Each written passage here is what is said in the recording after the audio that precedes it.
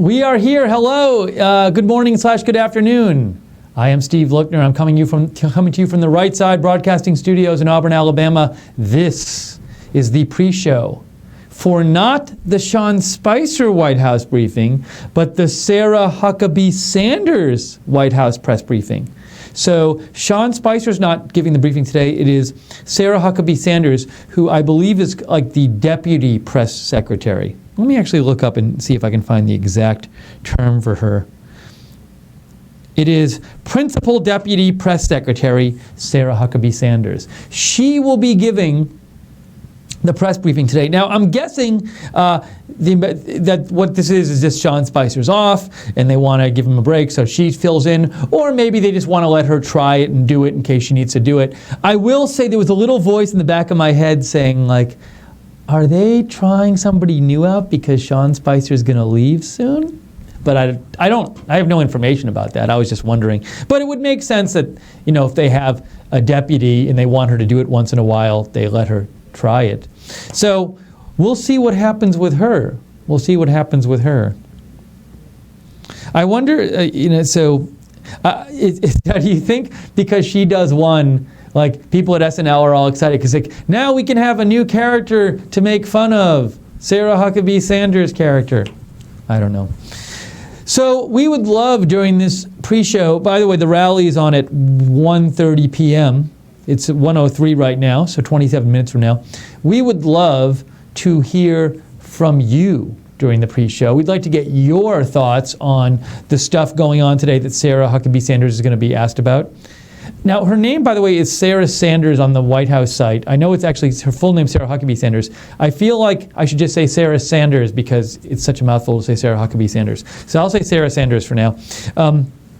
Sarah Sanders, I'm sure the top topic of conversation in the press briefing, the most questions she will get will be about the health bill that the House passed yesterday, and surely she will be asked about that and what's going to go on in the Senate with the bill, their version of the bill, and all of this stuff. So we'd like to hear your thoughts. Having slept on it, do you have any further thoughts on the House bill that was passed?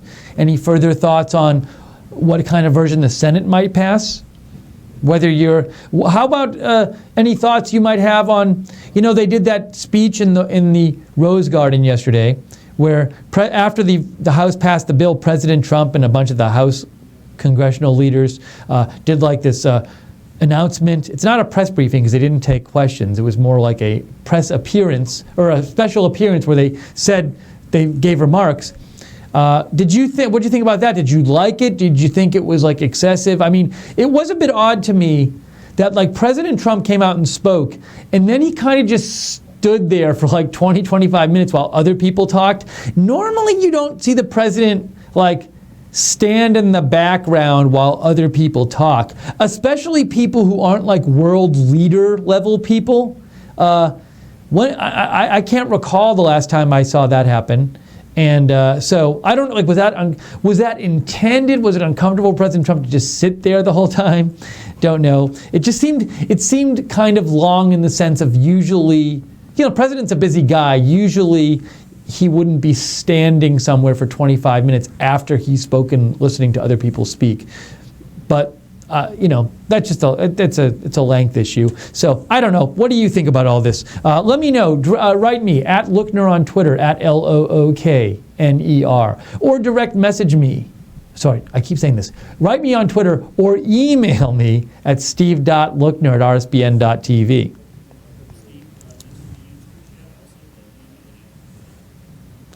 Mention the YouTube. Oh yeah. So by the way, we have a little new technology in here where I can actually see the YouTube chat some of the time so we have a monitor in here so I can see myself and what's going on, which is fantastic. Jake got that working again today, and Micah got it working again today. But also we have the technology now that Jake can project the chat onto my monitor here. So in theory, at least for some of the broadcasts, I can see the chat. So feel free to ask questions in the YouTube chat room as well. Although I'll say this. So I can see the questions some of the time, but not all the time.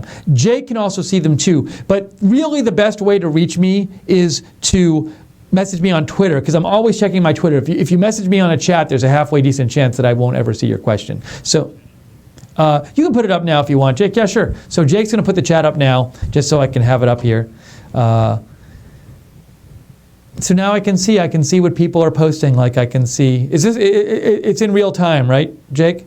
So Joanne Goldsnyder said, hi, Steve. And we have a comment from Body Nutter and Real Frank and Heart of Dixie and Guinevere and thank you all the mods. So I can see your chat now. But again, I'm not going to be spending the whole time doing this. So just know that if you write something on the chat, if you want to ask a question, I might look down and mention it. But at the same time, best way to reach me is on Twitter at Lookner, at Lookner.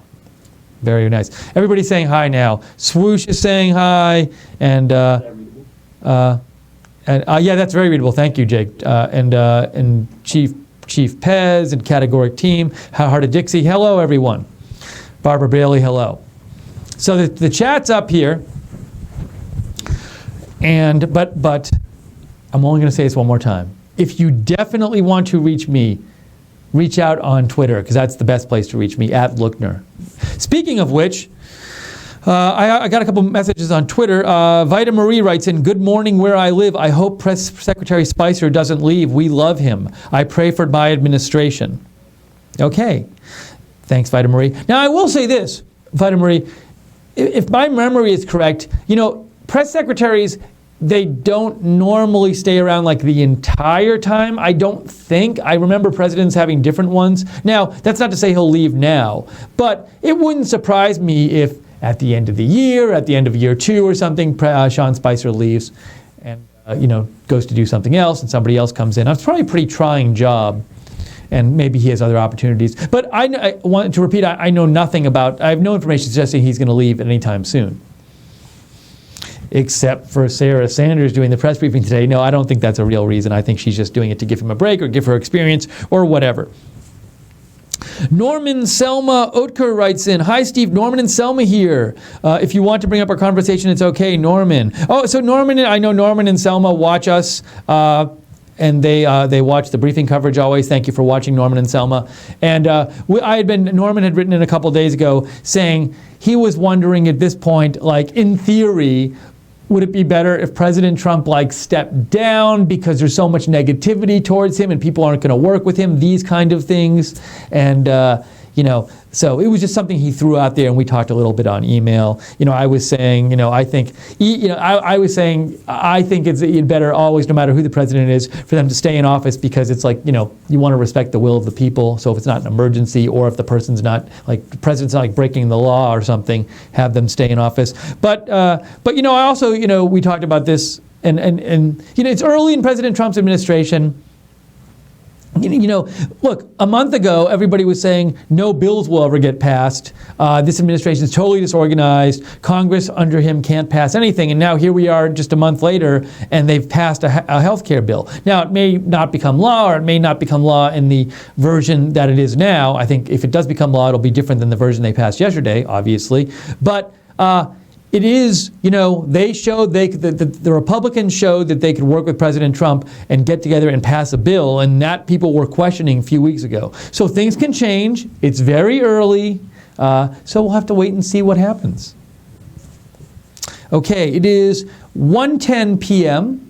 I'm Steve Lookner. This is Right Side Broadcasting. We are covering the not Sean Spicer White House briefing, the Sarah Huckabee Sanders White House press briefing. She's at the head deputy secretary, press secretary. What's it called? Principal deputy press secretary. Principal deputy press secretary. Sarah Huckabee Sanders. She'll be doing the briefing today. We'll see if it's any different in tone or in any other big way from previous briefings. Do you think it'll be different? Shoot me a message on Twitter at Lookner, or email me, steve.lookner@rsbn.tv. Speaking of which, as usual, I have forgotten to call my email up, and I'm going to get it up here and make sure you're not email. All right, we're all caught up here. Great.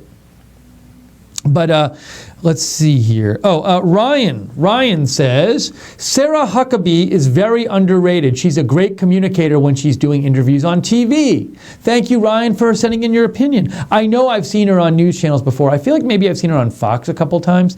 But yeah, so I'm looking forward to seeing it. It's always good to have new faces to check out. And the briefing, it's even if you enjoy the briefings, they're every day. So I think it's good to switch things up once in a while. So thank you, Ryan, for writing in. And also let me say, because I haven't said it yet, if you enjoy our coverage. Oh, by the way, so I hope I think a bunch of you watched the President Trump speech last night, our coverage of that. Well, we played the speech from the USS Intrepid. If you haven't seen that, you can find it. President Trump spoke about the Battle of the Coral Sea. If you haven't watched it, you can go on Right Side on YouTube and watch it there. A bunch of you watched it. Thank you for watching. And if you enjoy our coverage of events and these press briefings, the pre and post show, which I don't think anyone else does, of President Trump's rallies and so forth, and breaking news, hope you consider donating. That would be awesome, because we rely on your donations to stay on the air. We can't stay on the air without you guys. So you're the vast majority of our operating budget comes from you. So we really appreciate it.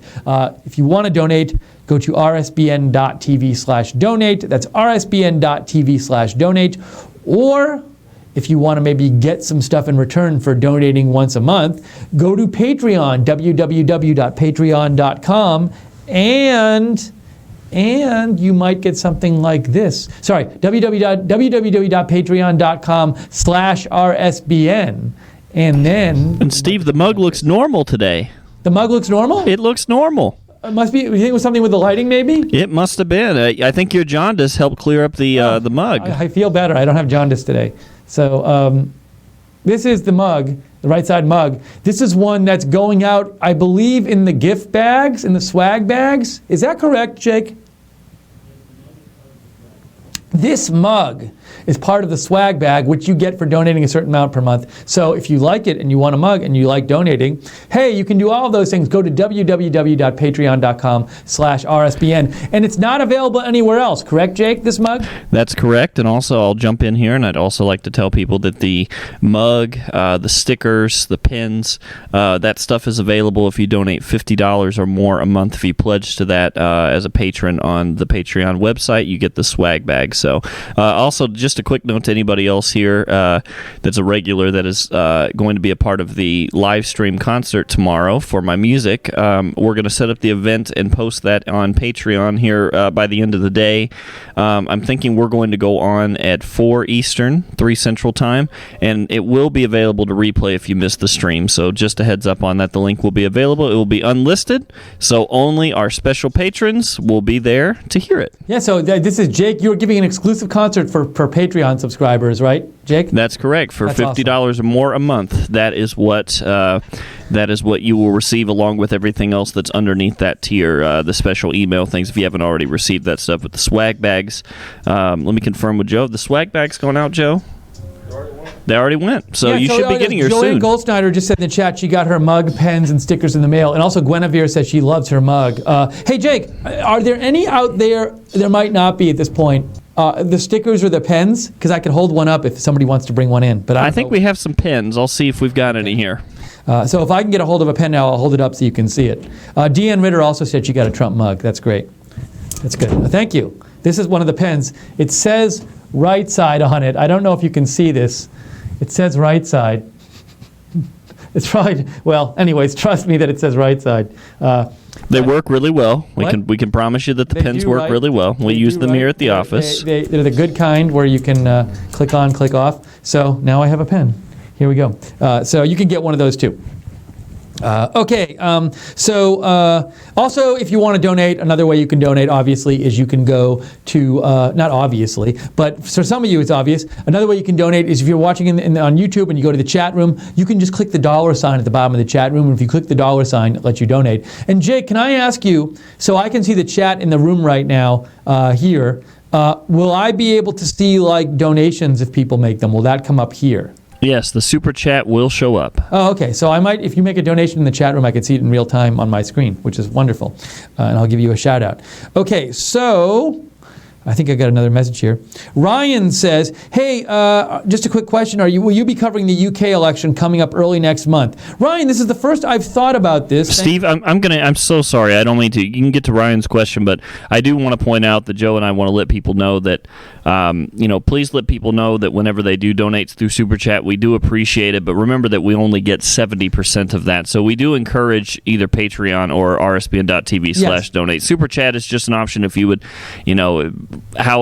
for whatever reason, if you decide to go that route. But just if you do really want us to get most of the money, you can mail it in. The address is on the website, rsbn.tv, and you can also rsbn.tv/donate if you want to do it directly through PayPal or Patreon. Yes, so if they donate on Super Chat, which is the $, we get 70% of that, and if they donate through rsbn.tv or Patreon, I think we get above 90% of it. So, correct. But the Super Chat thing is very fun, and everybody can look at it and congratulate each and say thank you to each other. So we don't want to minimize Super Chat, but at the same time, I think you make a good point, Jake, which is you want us to get more of the money, you can always go to rsbn.tv or Patreon. See, Mr. Nicktown, test. Mr. Nicktown did $20 donation as a test.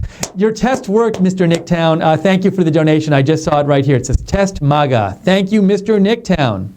See, Jake? See, Jake, you say, hey, you can't stop the Super Chat, Jake. You can't stop it. People love it. That's very nice of you, Mr. Nicktown. We really appreciate it. See, it's fun. We can see now. I can see it right here, live in real time. Let's see here. All right. So this is coming up. This briefing with Sarah Sanders, not Sean Spicer. Sarah Sanders is doing it today, in about 12 minutes. I wonder, Sean. They've been starting a bit late with Sean Spicer lately. Will they start late with Sarah Sanders, or will it be right on time? We'll see. I had something I wanted to say about the health bill, which I was thinking about, a couple things. So one thing I've noticed with this health bill is I've been looking at different media coverage today and the TV channels and stuff like that, and there's a lot of talking heads talking about this bill and spending time talking about it, and they say this is what's going to happen, and they take it as if the bill that was passed yesterday is the bill that's already been passed to go into law, the final version, and they talk about all these things like, now all these people are going to lose these insurance, and now blah, blah, blah, blah, blah, and now this and now that. But it's this isn't the bill that's the final version. The final version might be very different. So to me, it's one thing if you want to spend a little time and say something like, well, look, if this is passed, this will happen, and you kind of quickly go through it. But to spend just constant time and endless time, saying now all these people are going to lose their health care or whatever, or whatever consequence you want to point out. It's not the bill that's going to be put into law, I'm sure, if there actually is a final version that's approved by both houses of Congress and it's made into law. So, and I think one of the other things that's been under discussed is what strategy that the House Republicans might have had here, and why they might have passed a bill that might seem to have consequences which a lot of people might not like, and why they might have passed a bill that might seem more extreme in some ways than the final version might be. So, because basically people just take the bill at face value and they say this is definitely what the Republicans want to become law, and they judge everybody based on the letter of that bill. I think there's a world. I have to imagine it's certainly possible, and I think plausible to think that maybe this bill that was passed yesterday isn't exactly what the House Republicans want to become law. For example, maybe the House Republicans see this as a negotiation. They should, because they're going to pass something, and then they got to negotiate with the Senate, because the Senate's going to pass a more moderate bill. So it's in the House Republicans' interest to ask for a lot, maybe to ask for even more than they want in some ways, to ask for things they don't even really want, if they think that's going to get them to where they want to get. So let's say, maybe the House Republicans are cool. And maybe the House Republicans secretly are like, okay, we don't really want to we don't really want to roll back all of the Medicaid expansion. We only want to roll back some of it, or some of the Medicaid expansion. So the Medicaid expansion, to review, Obamacare expanded Medicaid. Obamacare made it so that Medicaid covers everyone in the country below a certain income level. Before, Medicaid didn't do that. It covered some more people who didn't have much money, but you had to have a certain condition, like you either had to be, or you had to meet a certain qualification, like either you had to be pregnant, or have a certain amount of kids, or have a certain disease, or so it didn't just blanket cover everybody below a certain income level. And Obamacare changed that. It said Medicare covers everybody below a certain income level, and most of the people who got new coverage under Obamacare got it because Medicaid expanded. Now, in this House bill that was passed yesterday, they basically get rid of the Medicaid expansion, and they roll the entire thing back. Now, one of the things I've heard speculated is that in the final bill, that won't be the case, and that the Senate won't have that in their bill, and that this is something they can compromise on. But maybe House Republicans already they're cool with compromising on the Medicaid thing, but if they're cool with it, it might not be in their interest to have that in the first bill they pass, because that's going to be a negotiation. It's not just a negotiation with the Senate, it's a negotiation with the American people. So, the House might want to be seen as, the House might figure, look, whatever bill we come out with, there's going to be part of the country that doesn't like it and is not in favor of it. So we're going to have to eventually maybe compromise our bill to get more public support. And, sorry, I'm going to finish my point. I just saw a donation. I'll interrupt for the donation. Elmo just donated $5, and he said, I think, Jake, can you look at what Elmo said? I think he said, like, Steve wears a suit and something, but it flew by, so I want to give Elmo credit. So, Jake. The message says, yes. Steve, wear a suit. It's the news. Steve, wear a suit. It's the news. Well, I'll consider it, but I feel more comfortable like this. We're not just the news, Elmo. We're not the mainstream media. It's. By the way, you should know that this is the first time in my life I've ever worn a tie to any kind of job ever, and a not T-shirt. So it's a big concession for me. I'll consider it, Elmo. But we'll see. We'll see. RSBN endorses shirts and ties. RSBN endorses shirts and ties. You're saying, Jake. Also, if somebody wants to send me free nice suits that I can try on and wear, somebody has a suit business out there, I'll consider wearing it. But thank you, Elmo, for the donation. Very much appreciated. So, as I was saying, though, if the House might think, we're going to have to eventually compromise just to get more of the opponents of this bill among the American people on board. So it's another reason for them to ask for more than they really ultimately want in the final bill. So I wouldn't necessarily take, Elmo Blatch says 60. He just donated $6 and he said, okay, I see, good answer. So thank you, Elmo. Yeah, also, I don't know, Elmo, part of me feels like if I was wearing a jacket, I'd feel like too warm and constrained and stuffy. And there's something I like about just shirt and tie, but it's also sort of, I haven't tried a jacket in here, so maybe one day I will. It was a big thing for me to go to certain shirt and tie, but I like it now, though. Thanks, Elmo. So I just don't think, getting back to the House bill, I think people, I haven't seen any of this analysis. I've seen nobody looking at the bill yesterday and saying, okay, maybe this isn't what the House really ultimately intends for the final bill to be. Maybe this is part of a negotiation. Mid-American donated $6 and says, suits are stupid for news, politics, and life. If jeans and a t-shirt are good enough for church, it's good enough for TV. So Mid-American has my back. Thank you, Mid-American, for the donation. We appreciate all your donations. And I will, I normally don't interrupt my points when we're making points on here, but if it's for a donation, I'll do it because the donations keep us on the air, and it's for the good of the network. All right. So, anyways, to finish my point now, but I'm happy to be interrupted by donations. on all this analysis of the bill yesterday, I've seen everywhere. I've seen a lot of people saying just looking at the bill like it's literally what the House Republicans want the final health care bill to be. And they don't at all even explore the possibility that this could be part of a negotiation, which it is in a number of ways, which I just talked about. And I think that's more interesting, and I think probably more accurate, to look at that bill yesterday as part of a negotiation and think to yourself, and try to think like, okay, what maybe does the House really want? How is this bill a strategic bill?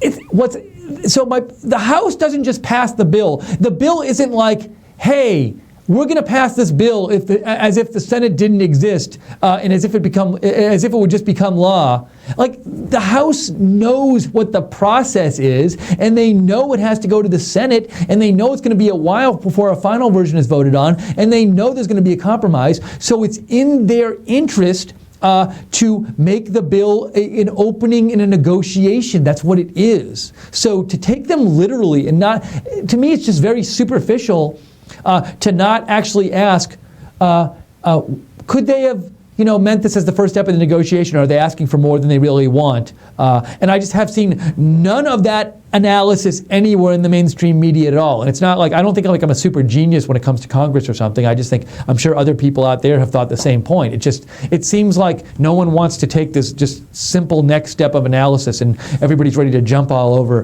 the House for various things and not think about it as a negotiation. Okay, we have only a couple minutes, I think, until the briefing is supposed to start.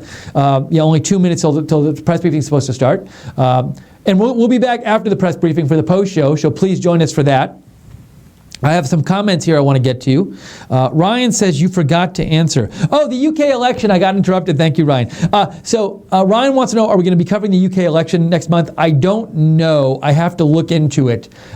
So one thing I want to look into, Ryan, is like, will it be a competitive election? If everything I see says Theresa May is going to win by 70 points, well, we might say something about it. I don't think we'll actually do live coverage of it. But let me look into it, Ryan. I'll put it on my list of things to look into and see, because I think that's a very good suggestion. Thank you, Ryan. Let's see. We have Vita Marie says, hey, Steve, Jake, we have a question.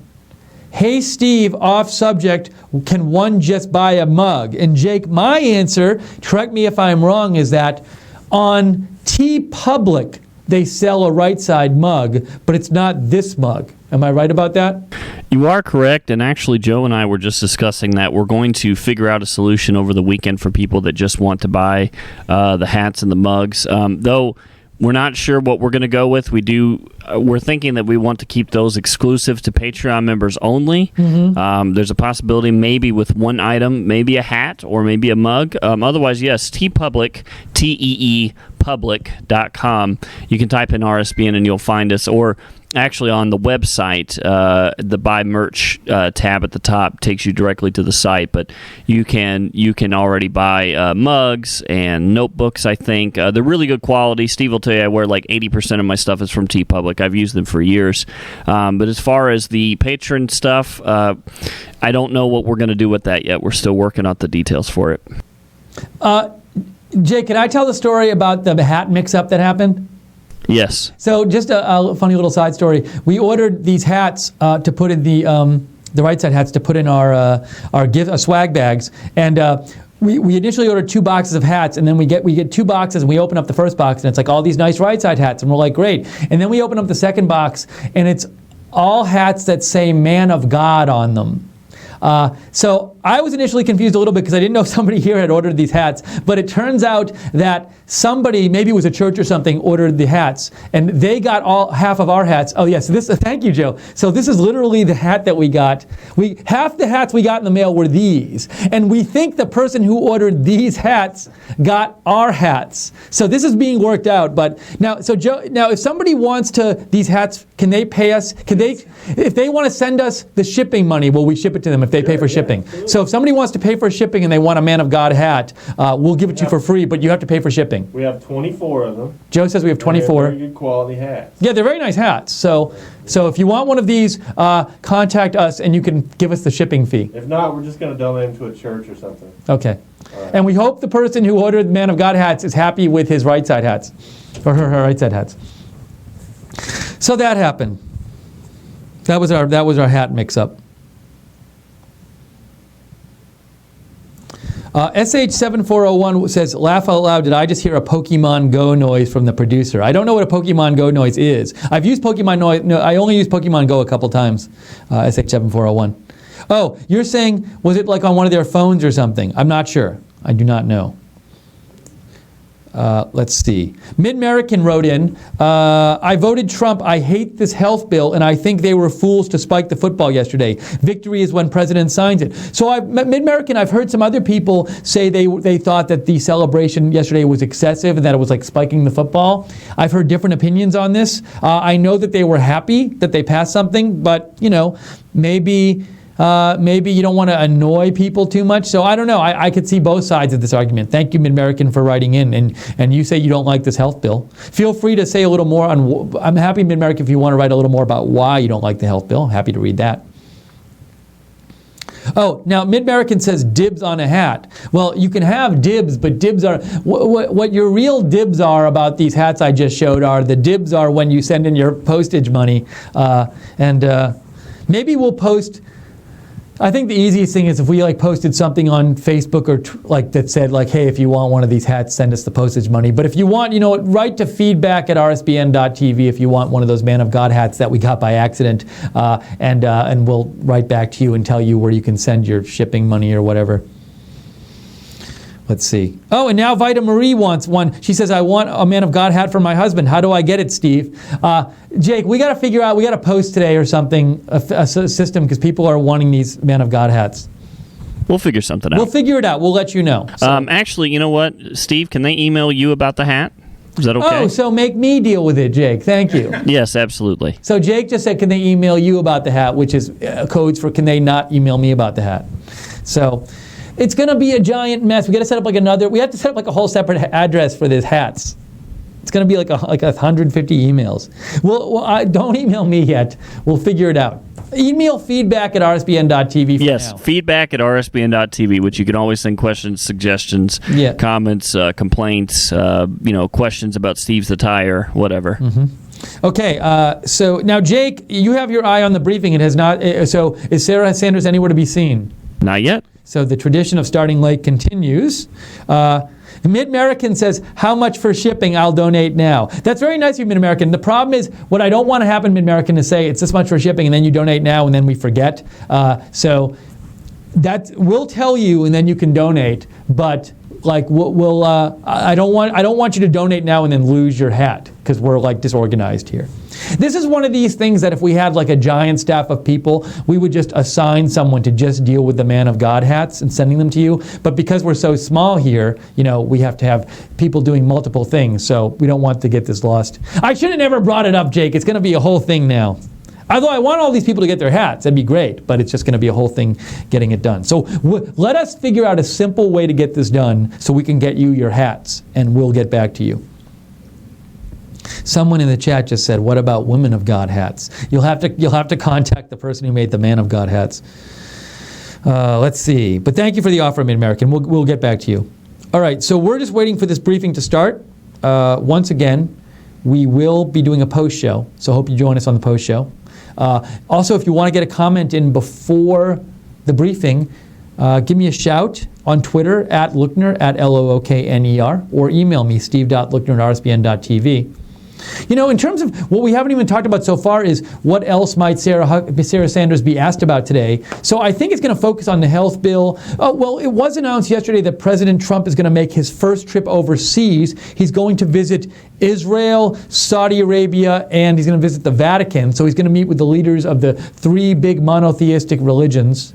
I think I'm getting that right. Christianity, Judaism, and it's going to be Islam, Christianity, Judaism, and that trip is going to happen in late I want to say late May, like around May 25th, 26th, that area there. So that's going to happen. I'm sorry? Oh, we're going to go to the briefing soon? Okay, so we're going to go to the briefing in a couple seconds. Thank you for watching the pre-show. Don't have to go anywhere. The briefing's going to be right here. And come back and watch us after the briefing right here, because we'll have a post-show. Look forward to seeing you then. Enjoy the briefing. Of the White House here. But yesterday, the president, last night in New York City, meeting with Australian Prime Minister Malcolm Turnbull, saying that he thinks that the process of the Senate will actually be a positive. Listen here.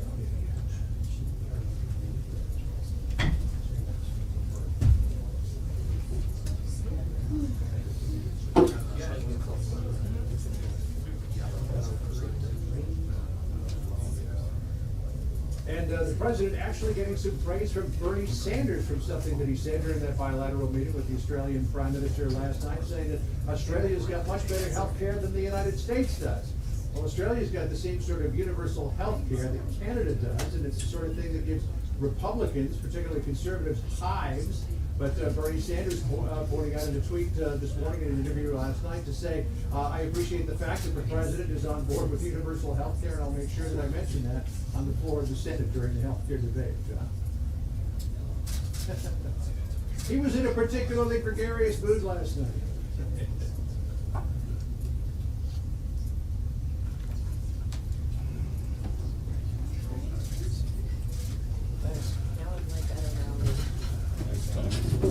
Perfect timing.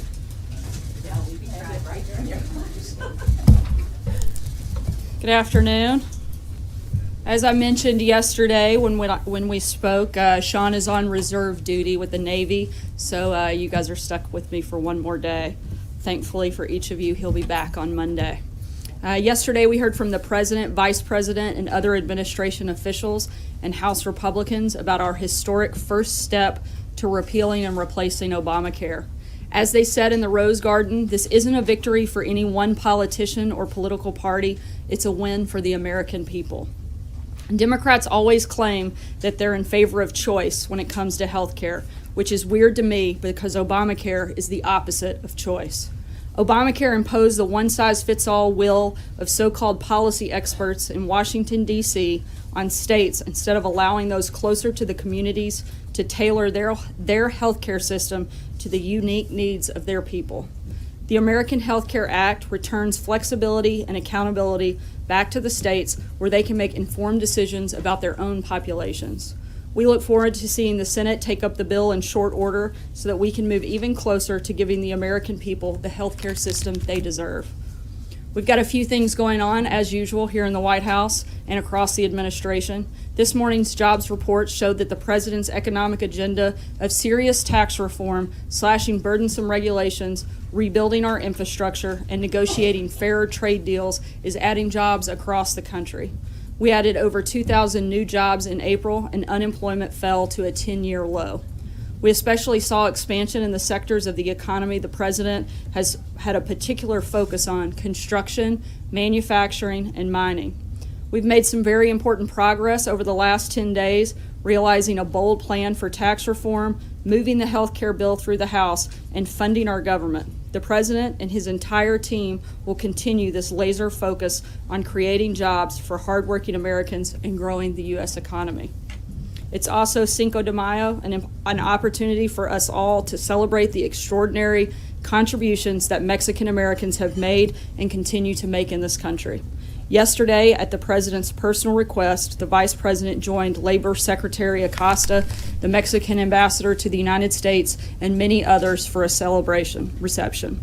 The vice president closed his remarks by echoing the president's promise to show great heart as we move forward with real and positive immigration reform, and sharing the story of his own grandparents who themselves took a chance by leaving Ireland for the land of opportunity and freedom.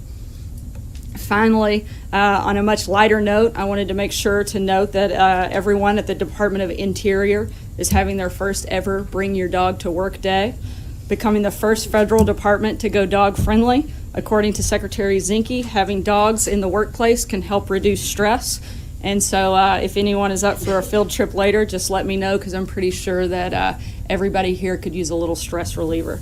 And with that, I'll take your questions. John Roberts. Sarah, welcome to the podium. Thank you. By the way, from all of us. On the process. Does that of mean getting- you're going to be super nice today, right?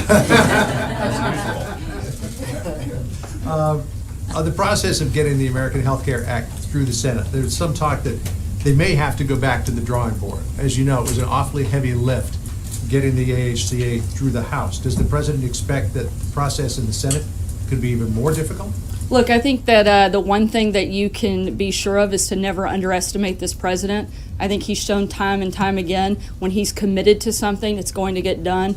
He's made no secret he's committed to reforming the healthcare system.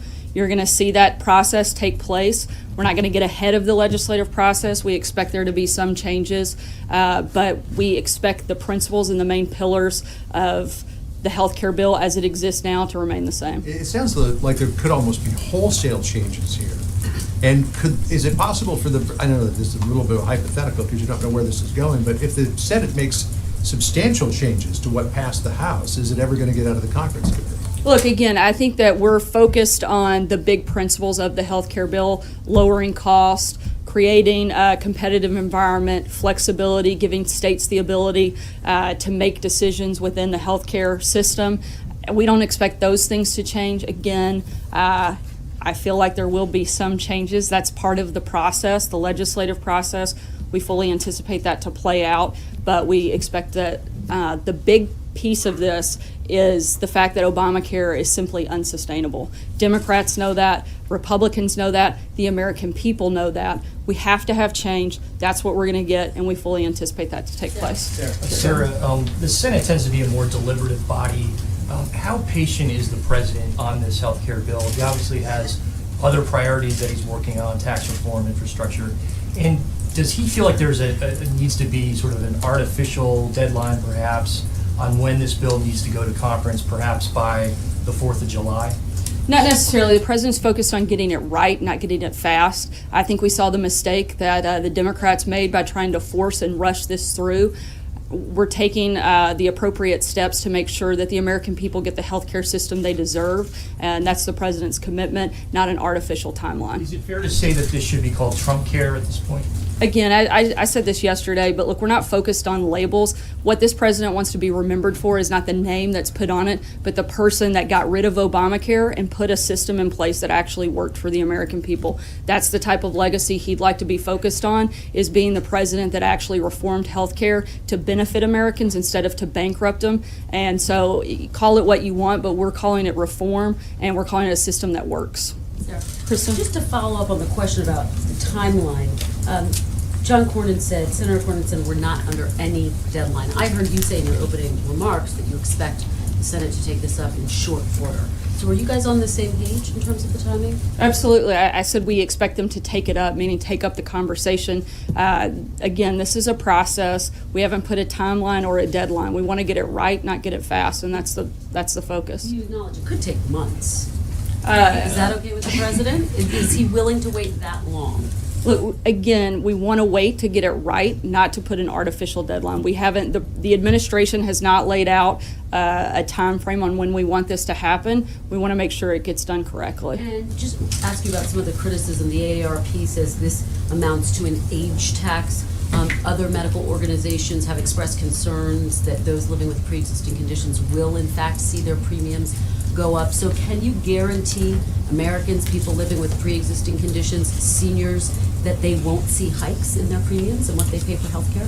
One of the biggest priorities of this health care plan and this health care bill, particularly for the president, was ensuring that people with pre-existing conditions were protected. The final bill added an additional $8 billion to go a step further to provide another layer of protection And for... I understand that, but some opponents call that a Band-Aid. They say it's just not enough money.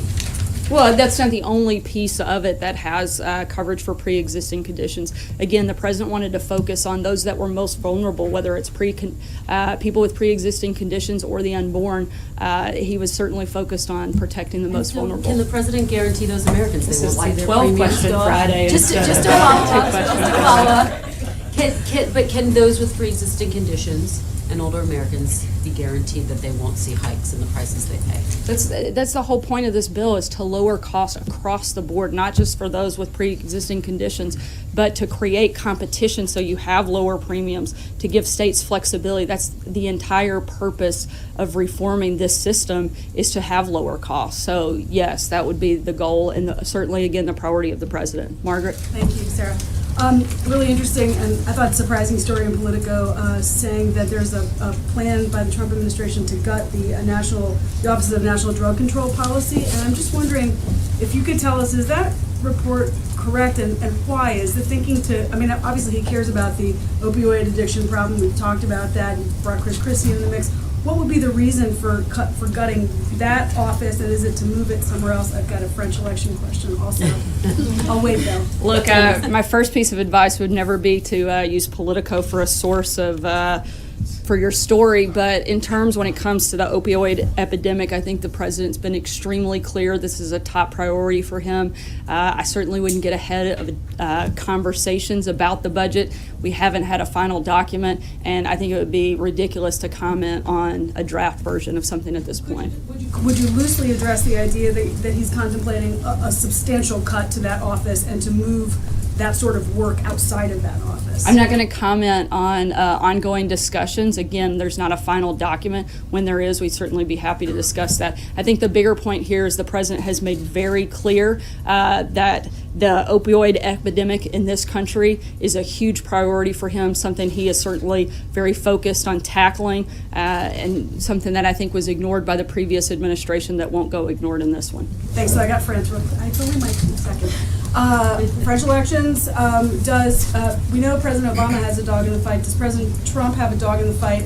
If so, who? And if not, does he at least have a prediction on who's going to take it and whether that matters? I haven't had the opportunity to have a conversation with him about whether or not he supports any particular candidate, but I can tell you that the president will work with whoever the people of France decide to elect. That's a decision that they need to make, but the president's committed to working with leaders across the globe to combat a whole host of issues, and certainly would do that with whoever the people elect. Thanks. Could you just address what the president, I have two questions I should say, I want to preface this, not 12 though. The president's comments yesterday, does he really think that Australia's government-run universal healthcare system is better than ours?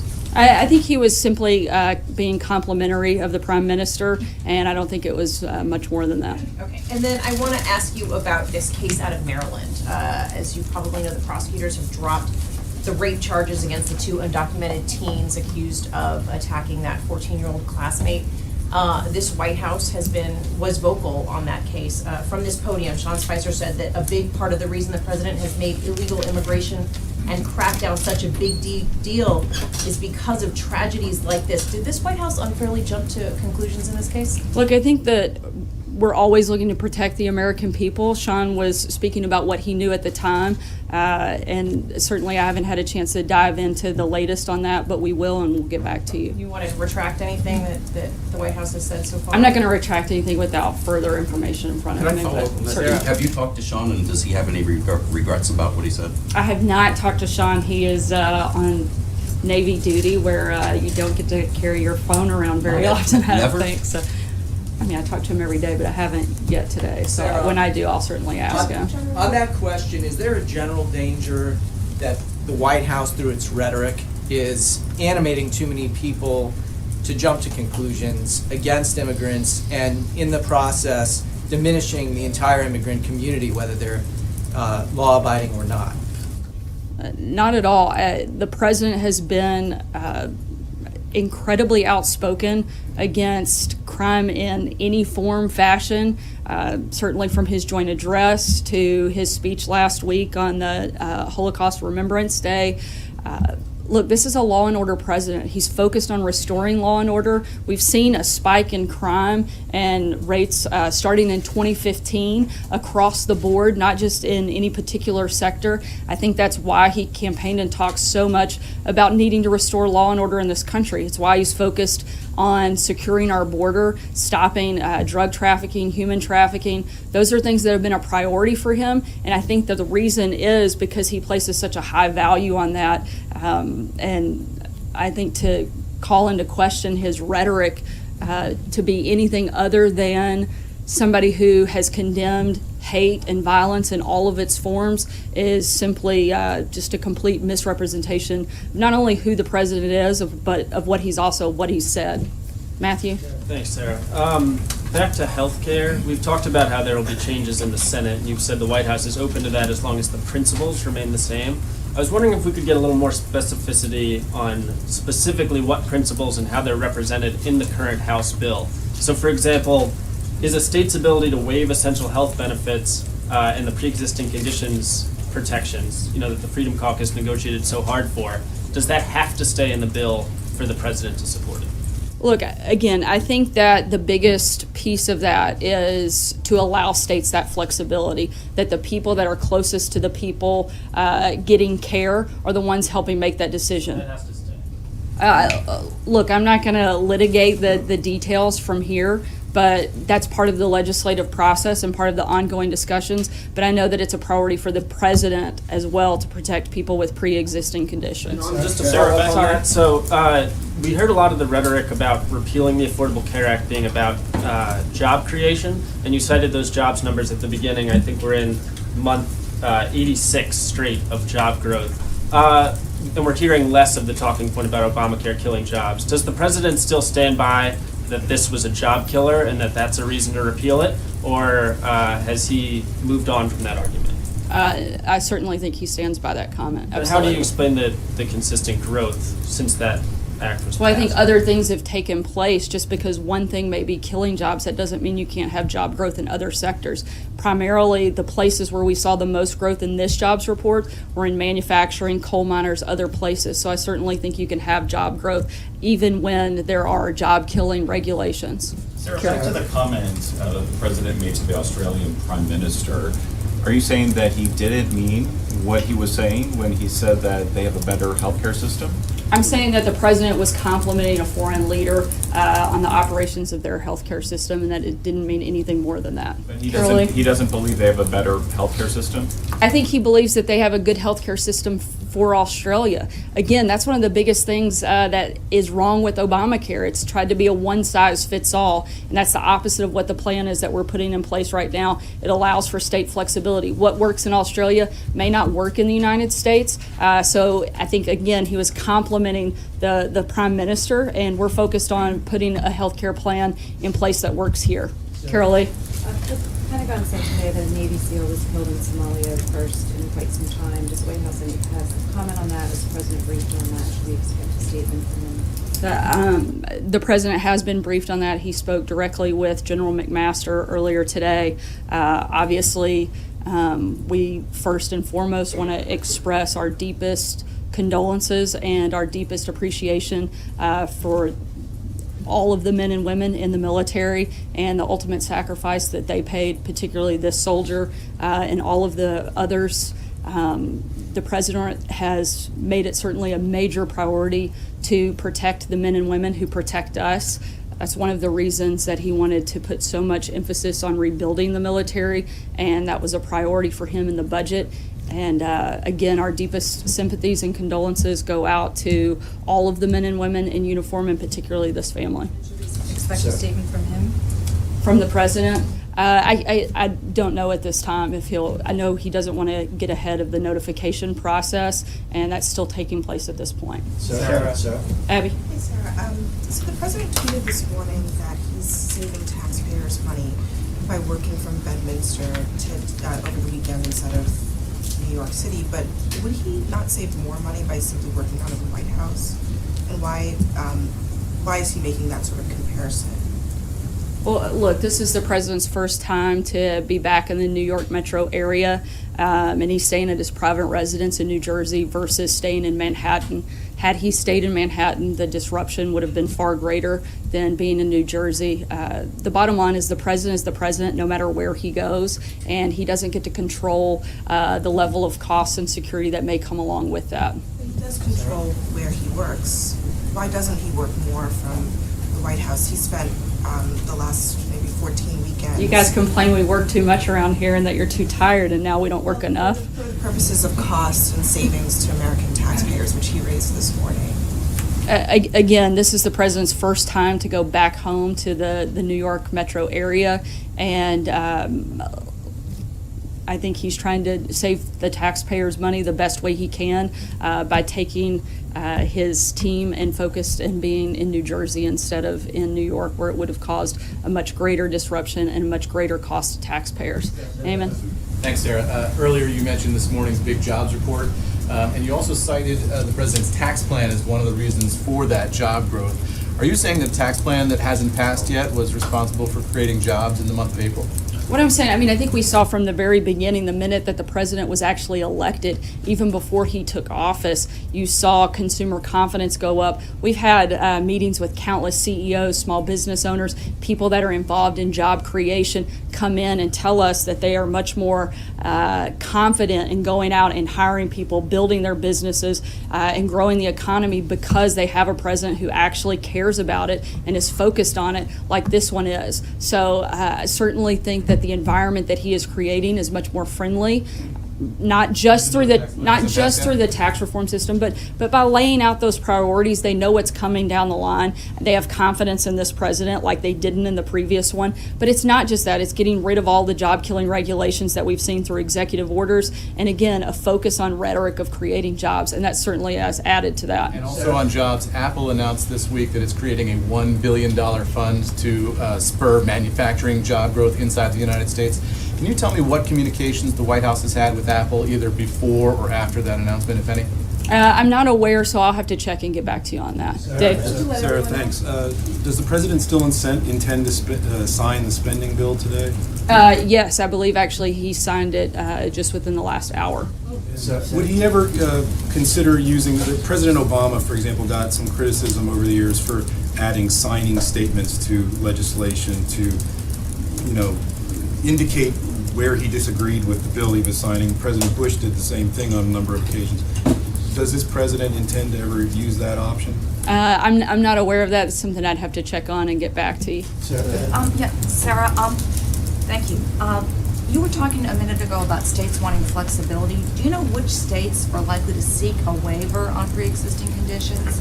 Not yet. That was something that probably HHS would have a better handle on, and I'd refer you to talk to them. Hey, Sarah, I was going to ask you, before the summer travel season kicks off, we're seeing more of these airline incidents. We saw Delta apologizing for what happened from that Hawaii flight. We saw what happened with United. Earlier this week, the Senate and the House had some CEOs on the Hill. Does the president want DOT or FAA to work more closely with the airlines to maybe better establish what passengers can expect if they're going to get kicked off a flight, or what the rules should be? Would this be something where maybe the government could clarify what the law should be? I haven't had that conversation. That's something we certainly would have to look at. But what I could tell you is that I don't think anybody in the administration thinks that the handling of some of these passengers is probably a good thing. And so we want all people across the board to be treated with the utmost respect, whether that's on an airline or anywhere else. I don't know that that's a government regulation that should weigh in to do that. Hopefully that's just common decency, but it's certainly something worth taking a look at. Sarah? Sure, go ahead. Thanks a lot, Sarah. Now that the House has health care reform off its plate, they're likely to take up tax reform. Does the administration have a position as to whether or not the legislation that ultimately emerges from the House Ways and Means Committee should be deficit neutral? That's something that we would probably have to look at, and I'm not ready to comment right now. And on the health care reform legislation that the Senate will soon take up, will the administration play a part in what that bill looks like, or are you just going to essentially be hands-off and let the Senate do its work? I think we've made very clear we're going to be hands-on in this process. It's a priority to fix a very broken system. Obamacare is a disaster, and this isn't a president who does things hands-off. He's fully engaged on the House side. I expect him to be fully engaged on the Senate side and make sure that we get the bill that the American people deserve. Francesca? Thank you, Sarah. It's Two Question Friday. I got two questions for you. All right, the first one on Syria, about the de-escalation zones that they're talking about establishing. The administration has said that there's reason to be cautious about those. Could you elaborate on that and explain maybe what some of the reservations are for those de-escalation zones, and also how that plays into the safe zones the president has endorsed? Look, the president's expressed a desire to achieve peace in Syria. I think that's the broader mission, and we're looking at all ways in order to achieve that, and we haven't laid out any specifics any further than that at this point. Okay, sorry. Two questions. There's two questions Friday. The other question, there was a report today that said that there is an effort at the White House to start limiting the number of people in the senior staff meetings down from 15 to 8, and I was wondering first if there's any truth to that, and who are in these senior staff meetings these days, the 15 people, or the 8 for that matter, that are being left out?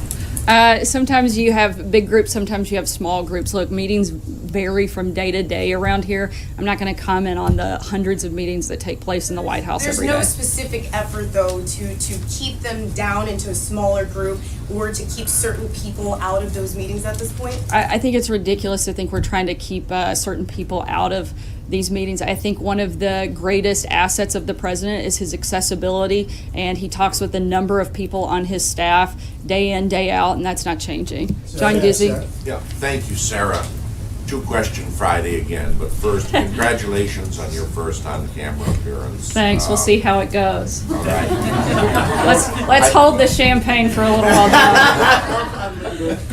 Now, I know you stated earlier that the president is neutral in the race for president of France. President Obama had a very gracious habit of calling the winner and the loser in internationally watched elections in Israel, in France, Egypt in its first election, and in Japan. Will the president do the same with the two candidates running in France? I would imagine that would be the case. He's made a practice of reaching out to foreign leaders across the globe, and I would imagine that he would do that once this election concludes. But I don't know that for certain, but I would imagine that takes place. Yeah. All right. And the other, two questions, guys. Yes. The other, going back to the president's executive order on the Johnson Amendment, nearly 20 years ago, Congressman Walter Jones of North Carolina introduced the first legislation to repeal the Johnson Amendment and said at the time that it would take an act of Congress. And while the president's executive order tells the IRS agents not to enforce it, the law is still on the books. Does the president support a repeal measure for the Johnson Amendment? He's committed, I think, to religious liberty and protecting it, and whatever that requires. I think this is the first step in a process, and I don't think we're taking anything off the table when it comes to protecting the rights of all the citizens of this country. Sarah. Go ahead. Yeah, what happened to the White House chief usher? So I know that question has come up. She is no longer employed here at the White House, but we left on very good terms and wish her the very best, and certainly hope for great things for her in the future. However, it's not uncommon that you might have a transition of staff when a new administration comes in, and it's simply nothing more than that, and we certainly wish her again the very best. New chief usher? I believe that the deputy usher will be serving as the acting usher for right now. Thanks so much. The White House, when the White House announced that the Colombian president was going to come here, mentioned Venezuela being a major topic. Venezuela's been a big topic with the visit by President Macri of Argentina. What are the president's administration's major concerns about Venezuela, and what does he hope out of Colombia in regards to assistance with this situation? I think the situation in Venezuela, some of the acts there have been deplorable, and certainly something that we're monitoring very closely in terms of specific movement or engagement that we have at this point. I can't comment any further on that right now, but something we're certainly aware of, monitoring, and keeping a very close eye on. Sarah. Go to the back. Thank you. The president said that it's, quote, not good that Susan Rice has declined an invitation to testify on the unmasking of U.S. citizens. Does the president think that Congress should subpoena her? I think that that's a question for Congress, but I do think that it's sad that she has chosen not to be transparent in this process and, frankly, not to cooperate in this process. We feel very confident that as all of this plays out, it will land on the right side of where we are, but I think it's unfortunate for her and has really no bearing for us. When in Israel, will the president meet with Mahmoud Abbas, and if so, where? And also, is he planning to take that opportunity to deliver a more formal speech about how he sees a potential peace process? I don't know if any plans for that have been made, but we'll certainly keep you guys posted. I'll take one last question. Thanks, Blake. Sarah. Let me just wrap it up then with healthcare. Yesterday you had said that it was the House wasn't waiting on the CBO. You gave the reasons why. You said today that you would like to see the Senate move in short order. However, they are waiting for the CBO to score this. So I'm just trying to figure out the timing of this. Is the White House okay with the Senate waiting for the CBO, even though it was justifying yesterday the House kind of breezing past it? I think that's something for the Senate to decide if they want to wait for that. Look, that's not something that's held us back. I think I know the gospel pretty well, and I'd say the CBO is not the gospel. They've been wrong before. They can certainly be wrong again. And, I think, again, we'll let the Senate make a decision on whether or not they want to wait for that. But we feel very confident in where the plan is and moving it forward. Thanks, guys, so much. See you on Monday.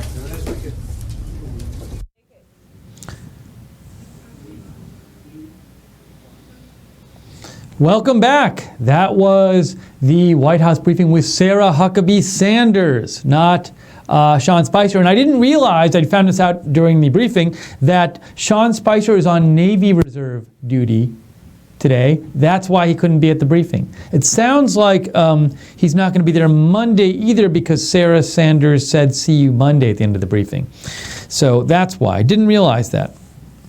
So this is the post show for the Sean Spicer, well, not Sean Spicer, for the Sarah Sanders briefing. How do you think she did? I'd like to get your feedback. It was her first time doing it. Did you think it was noticeably different than when Sean Spicer does it? Would like to know. Shoot me a message on Twitter at Lookner, at Lookner, or email me at steve.lookner@rsbn.tv. Some of you already... Oh, and also we can take a phone call as well today. We can take phone calls.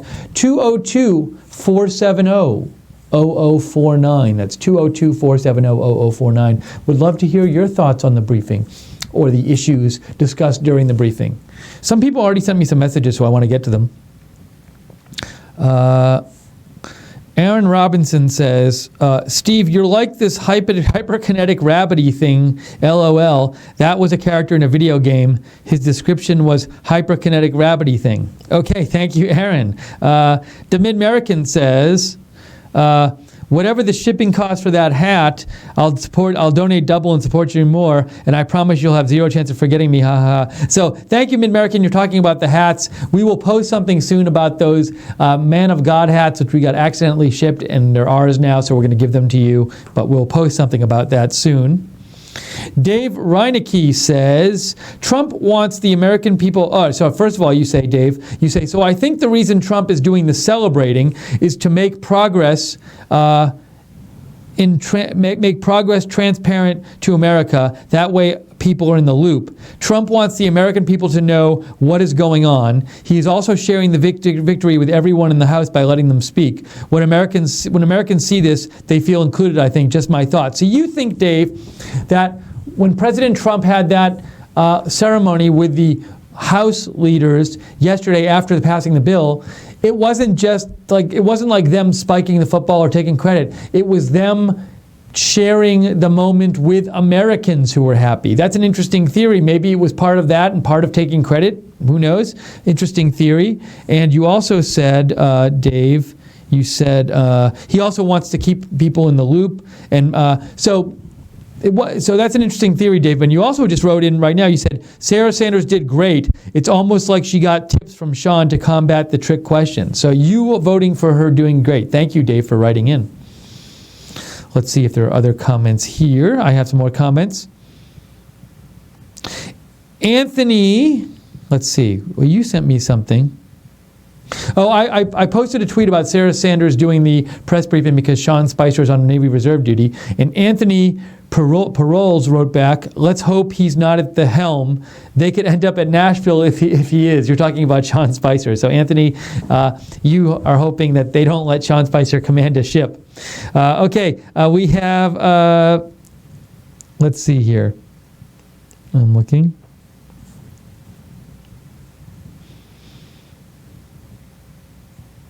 NY Mike 2S says, I just recently found out he was in the Navy. I saw a pic of him in dress whites. Pretty cool, still does it. Yeah, Mike, I just found out too. I was wondering with Navy Reserve, like, so I guess I could find out.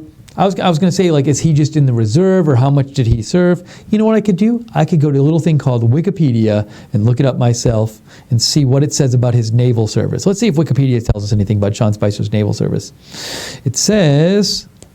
early life and education. In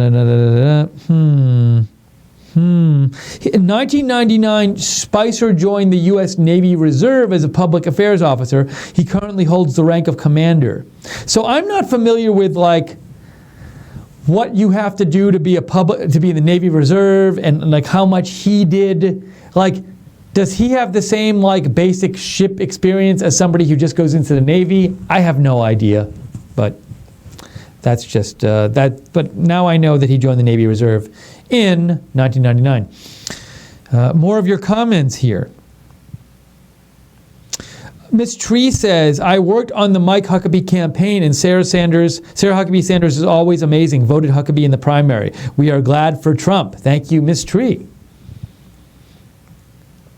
Miss Tree also, I posted a tweet that said press briefing room kind of empty today because Jake actually pointed out to me, he was watching the feed and he saw a shot of the room and yeah, it did look kind of empty compared to what it normally is, so I posted that shot on Twitter. And Miss Tree said, they are scared because she knows the gospel. That's what you said, Miss Tree. Thanks. Speaking of Miss Tree, I just thought I'd throw in real quick, Steve, that she always says that Steve is wicked smart. She pulls the Boston out. The wicked smart, Steve. I did notice when I was talking to Miss Tree yesterday, she called in that I did notice a slight Boston accent. So, because I know because I grew up in Boston, so which is not a bad thing. So thank you for the comment. About wicked smart, Miss Tree. Let's see here. Mid-American says, 1, Sarah Huckabee Sanders killed it. 2, CBO is never right. Failed to use dynamic scoring. So you're saying that they shouldn't worry about the administration shouldn't worry about the CBO score on this bill too much. And Mid-American, you also say, 3, Senate will gut the bill enshrining the ACA disaster. We will see, Mid-American. I do think odds are that the Senate version will be closer to the ACA than the House version is, but we'll see. Vita Marie says, can you repeat the feedback address, please, for the hat? So if you're interested in one of those Man of God hats that we actually got shipped, you can write us at feedback@rsbn.tv. Feedback@rsbn.tv. If you want to, put hat in the subject line. Let's see here. Keck, you sent a photo to me. And it says, you say, hold on. First of all, is this from yesterday or today? No, this is from today. He says, I can't believe the press wants to treat Trump like a slave. They wanted him in his White House prison. Oh, you're talking about like how they don't want him to go away and like spend the weekend somewhere else. Keck, thank you. And also, your picture says chess masters. It's of President Trump. And is this like what I can't figure out, is this like President Trump and is it somebody related to him? It doesn't, well, it looks like it's a recent picture of President Trump, but it's not Barron, I don't think, unless Barron has his hair done differently. Maybe it is Barron, I don't know. Keck, let me know if you want me to let me know about this picture. But it's President Trump and somebody playing chess, a kid, in like a penthouse apartment, it looks like.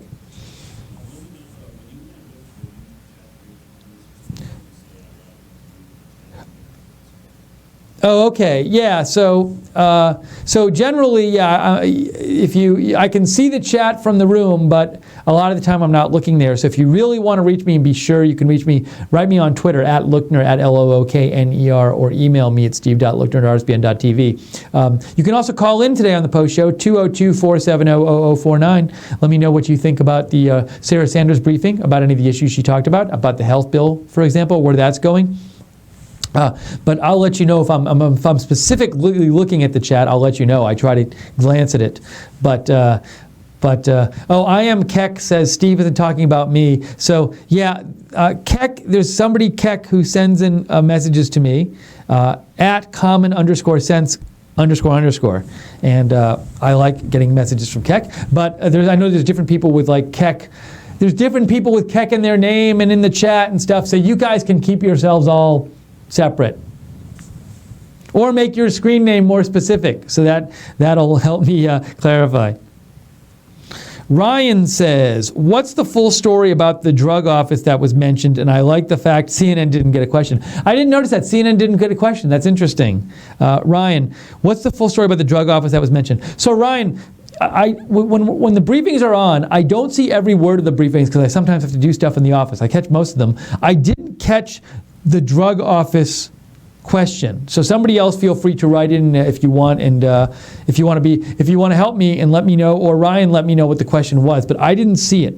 So I certainly, as of right now, I can't give you the full story because I'm not sure what the question was. I apologize.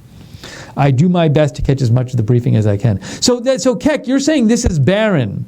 So it's interesting because he has like this picture you sent me, Keck, of President Trump and Barron, and it says chess masters. Hold on here. I'll pull it up here. I'm sorry? Oh, that is Top Keck. Okay, cool. Top Keck in the chat. Oh, it's you, Top Keck. Thank you. So here's the picture, and that's what Top Keck sent me. Now, to me, I don't spend all day looking at pictures of Barron. I just know Barron from like the recent appearances. His hair is slicked back in this picture, so I wasn't immediately recognizing him. But Keck, that makes sense that it is Barron. I'll trust you that it is Barron, but that is the picture. Thanks for sending that in and clarifying, Keck. Or Top Keck. See, if your Twitter name was Top Keck, I would know it's you, maybe. And then there's Keck King. It's so confusing. But anyways, let's see here. We have SH7401 writes in Chatelet. You know, I actually looked Chatelet up last week because I heard somebody else had mentioned it, and I forgot. I know it's related to something like, I think it's Pepe related or something, but I'm going to refresh my memory here.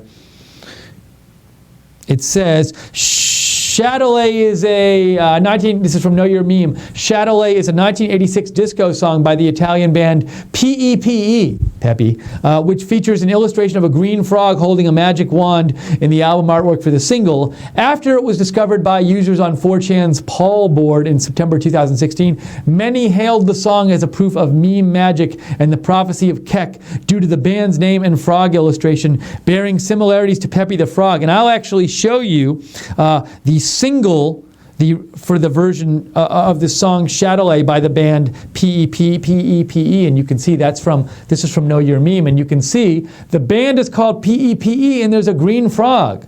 So that's where Chatelet comes from, right there. Actually, they probably can't see the green frog, Jake. Is the green invisible because it's the green? The green is invisible. That's absolutely correct. But I do want to say that it is fantastic that you're using Know Your Meme right now. Oh, yeah. Everybody who is a meme, I'm a big meme guy. So if you're a big meme person in the chat room, you should definitely give Steve props right now. Well, I use it because a lot of times I don't know the memes, and that's the place that has a good explanation of memes. So you can go to Know Your Meme and look up Pepe. So sorry you couldn't see that green frog. It was invisible. Now there seems to be some sort of Keck war in the chat where Keck King is saying, you're damn right, there's only one Keck King. So I'll let Keck King and Top Keck work that out amongst themselves. Let me go back here. I did think, I will say personally, I thought Sarah Sanders did a good job today. I thought the vibe, so first of all, I was going to say this. I think the vibe was a little more chill and calm today. Now, the first thing I thought when I said that is there's certain people, if they heard me say that, who'd be like, you're only saying that because she's a woman, which is not true at all. But believe me, I know people who would say that. One reason it might have been chill and calmer could have been just because Sean Spicer and Sarah Sanders have a different vibe. Now she wasn't, perhaps in her next briefing there'll be a thing where she'll be more confrontational because they'll ask her an annoying question or something like that. Also, the briefing room was less full than it normally is. It's a Friday. Also, it's her first time, so maybe the press is going a little easy on her. Maybe she just has a different vibe than Sean Spicer. So there's lots of different reasons. But I noticed the vibe seemed a little different than Sean Spicer. I'm not saying better or worse, just a bit different. Also, she dressed a little more casually than Sean Spicer does. Does that affect the vibe in the room? Don't know. These are some thoughts I had about the briefing. Some more messages here. Jake, supposedly, is this true? Our live stream banner has briefing spelled incorrectly. Is that true? Wow. Good I'm so sorry. So sorry. That's all right. It happens. I've done misspellings myself. I did a live stream a couple months ago where, I think it was when we were covering the president of Korea resigning. And I came in here and I was doing it myself and I typed it in myself quickly and I got on the air. And then afterwards I realized, I think I said I think it was like president or something. or president. So I've done the same thing. Thank you, Play the Trump card, for saying that. Keck writes in, I'm full of good memes. They are magical. Well, that's good. Feel free to send some more in if you'd like, Keck. Top Keck. Ryan says, Politico says a drug enforcement office will be virtually dismantled. I don't know how true it is. It was Politico reporting it. Yeah, so I did hear Sarah Sanders say, don't trust Politico as a source, but I have to read about the story because I didn't hear the question. I need to read their story about it to know more fully what's going on, Ryan. So sorry, I can't help you better on that. John Sparks, let's see. Oh, so John wasn't writing. John just replied to my Twitter. He wasn't writing to the show. But I posted that tweet about press briefing room looks kind of empty today. And John Sparks replied, they're busy making sure it dies in the Senate. That's what John Sparks said. Old Guy 1947 writes in, what is the chance the nuclear option for the health care bill? Can POTUS Trump push it with McConnell? The nuclear option. So the nuclear option for the Supreme Court nominees was to change the rules so that Supreme Court nominees no longer could be filibustered. Because when you filibuster a Supreme Court nominee, then it takes 60 votes to break the filibuster. The nuclear option, which was taken by the Senate, they went nuclear in the sense of they changed the rules about Supreme Court nominees. Now you can no longer filibuster a Supreme Court nominee, and it only takes a majority vote to get a Supreme Court nominee through. There is no... So I guess a similar nuclear option in the Senate would be to say, like, no filibuster is allowed for legislation. Now, they're not going to do that. So Mitch McConnell said, we're not going to do that. President Trump alluded to this in a tweet, saying something like, he brought up the idea of the Senate changing their rules. And presumably what he was talking about was the Senate changing their rules so that filibusters would no longer be allowed and you could just pass legislation with simple majority. So that would be the nuclear option for the Senate in general. Now, that's not going to happen according to McConnell, but in a sense, well, the health care bill is being written and it's being pushed through Congress in a way that does allow it to pass with only a majority of the Senate and not 60 votes. It's being passed, the procedure they're using for this bill in Congress is called the budget reconciliation procedure. And they can use that once a year. And when you use that procedure to introduce a bill and to shepherd the bill through, it only requires a majority in the Senate to pass and not 60 votes. The thing is, when you use that procedure, there's certain restrictions that come with that procedure, which I won't get in now, which limits the kinds of things you can do with the bill and the kind of things that can be discussed in the bill. But just so you know, this health bill only needs 50 votes to pass in the Senate because they're doing it with the nuclear option. With the budget reconciliation procedure. That's as far as I'm aware. So thank you, Old Guy, for the question. Vita Marie, so no, you just retweeted me. I think you like my tweet. Thank you. B. Morrow writes in, let's see, Trump administration awards grants to states to combat opioid crisis. And there, you sent me a link, which I will read more fully later, to this story about, this is from April, okay. This might have had to do with something in the briefing, which I might have missed, B. Morrow, so I apologize if that's the case. Dave Reinecke says, the media loves conflict. Sean is a known factor. So maybe you're suggesting that's a reason why there was less conflict today. JC779723. Oh, well, I don't know why I said your whole name, JC. It's JC from the chat room. JC says, Steve, happy Build That Wall Day. Hee, RSBN rocks. RSBN Mod Squad was here. Thank you, JC, for writing in. Thank you to all the moderators for moderating the chat today. I can see the chat right here. I'm peeking down at the chat right now. There's always stuff going on in the chat room. JC just gave the donation information. That's nice. Maybe I'll do that right now as well. So if you'd like to donate, if you enjoy our coverage that we do here at Right Side Broadcasting, we can only do it thanks to you and thanks to your support. You keep us on the air. If you'd like to donate, rsbn.tv/donate. That's one way to donate, rsbn.tv/donate. Another way to donate is Patreon, where you can donate monthly, set up a monthly donation and get free cool stuff like this mug, like this Right Side mug. If you're interested in knowing what kind of free stuff you can get in exchange for donating a monthly donation, go to Patreon, www.patreon.com/RSBN.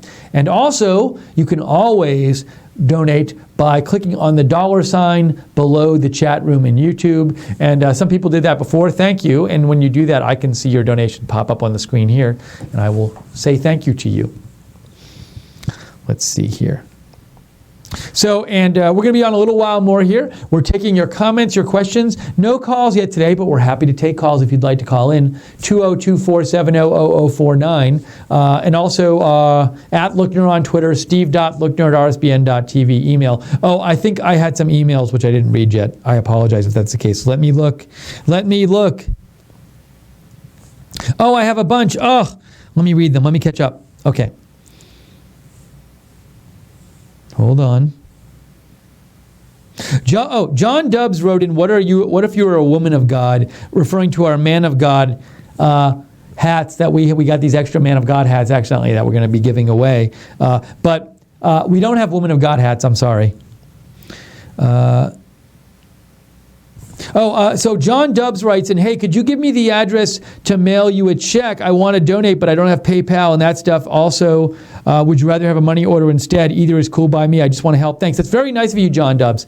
John, the address is on our webpage, but I can look it up right now, RSBN. If you go to Google and you say RSBN contact us, you can find the address that way. Sometimes people do very nicely send us just a check in the mail. That's fine if you want to send us a check. I don't know if money orders cost anything, but if they do, don't bother. You could just send us a check if you'd like. Steve, the mods will also post the address in the chat. Oh, and the moderator's going to post the address in the chat right now. Thank you. Here's the address if you want to send us if you want to make a donation by normal mail, snail mail.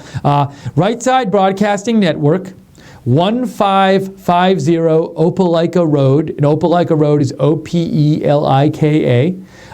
Suite 6, Box 344, Auburn, Alabama, 36830. And you can always find it if you go to rsbn.tv and you go to contact us, you can see that address there.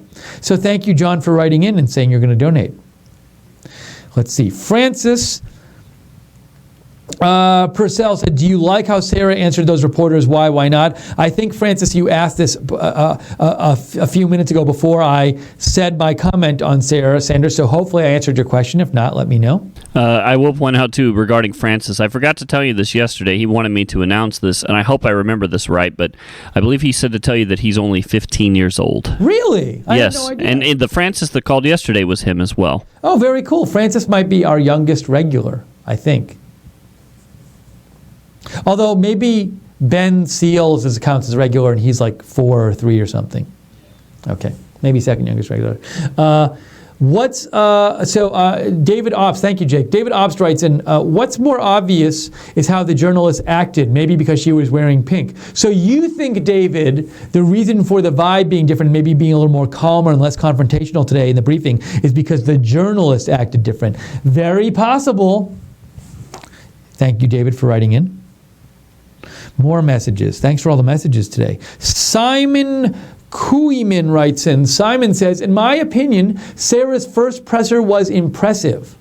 By the way, your broadcast enables us in the Netherlands to have a first-hand view of this and other political events. Thank you. You're welcome, Simon. You know, we have a few people who watch us from the Netherlands. I know we were in a chat the other night and somebody was from the Netherlands there. So happy to bring this stuff for you, to you. Thank you for writing in. Say hi to everyone in the Netherlands for us, Simon. Let's see. More emails. Hold on so I can open it up. I'd love to open up this email if it'll open up.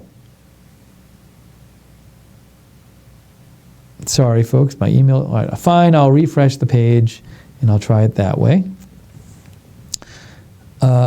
Francis wants to know, will we have a Bring Our Pet Day to work? So Sarah Huckabee Sanders was saying, I forget, did she say Department of State or something? She said at somewhere, some department, they were having their Bring Their Pet to Work Day today.